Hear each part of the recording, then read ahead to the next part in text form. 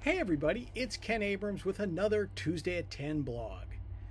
For years, I've been very interested in how parents get involved in their kids' education, especially those in college.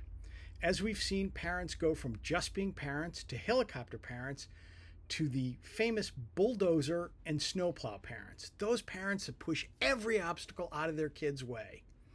So it was pretty exciting when I saw in my inbox an article from the Boston Globe entitled Seven Things Every College Parent Should Do. I'm thinking, this is the perfect article for me. I'm going to really enjoy this.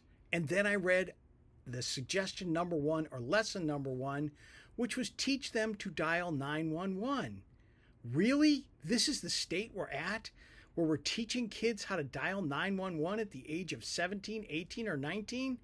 I am positive that I have read many articles and heard news stories of kids as young as 5 or 6 being able to call 911 to save a parent, a sibling, or a neighbor.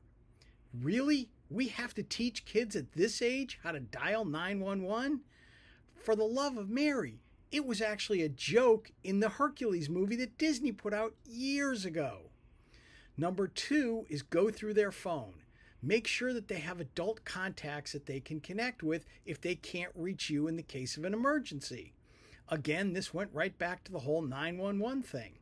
Now, I understand that if your child is out of state and they don't have a lot of contacts around them, it might be good if you have a friend or two that lives locally that can help them out. So that one wasn't really terrible. Lesson 3 was to have them live on campus. Now, if you can afford this, that's great advice. Again, they mentioned that, the risk of fire is less when they live on campus. I'm not really sure what this individual's obsession with fire was, but really, living on campus does provide a lot of advantages, which they talked about. They talked about being able to make friends. So living on campus is a great piece of advice.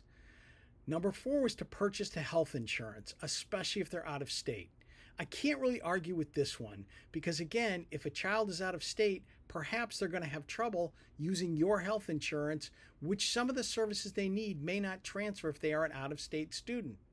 Number 5 was to let them get their own medication before they go off to college. I'm 100% in favor of this one.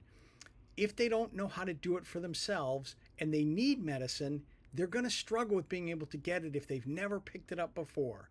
So have them go through that process as well as a number of other things. Avoid energy drinks. Good luck, mom and dad, trying to tell your kid to stay away from Red Bull or any of the other 9 zillion energy drinks out there. It's just not going to happen. And the last thing was, don't force them or steer them into a particular major. Again, I agree with this one 100%. Trying to explain to a child why they should major in chemistry or biology or any other subject is usually a non-starter. Part of the fun and the excitement and interest of college is creating or finding your own path, and that includes finding your own major. So again, I really agree with that. The article itself wasn't terrible, but I think there are so many other suggestions that they could have given. Again, have a great week, and I'll see you next week with another Tuesday at 10 blog. This is Ken Abrams signing off.